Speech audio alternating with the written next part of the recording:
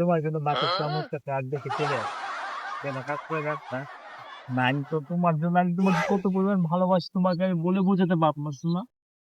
এই বিকাল তো এখন 5টা বাজে, জানুরা কল দিতে হইব।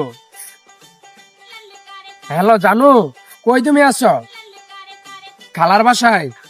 এই তোমার মতন এখানে এক মেয়ে দেখা যাইতেছে পাট খেতে, এটা কি তুমি?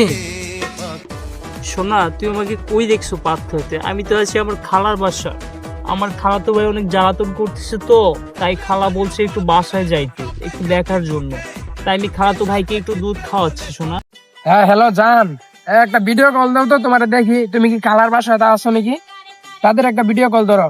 বলছেন দেখছো আপর ভাইয়ের ফোন, একটু দাঁড়া আমি একটু কথা বলি। হ্যালো, কি তুমি কি আমার সন্দেহ করতেছো?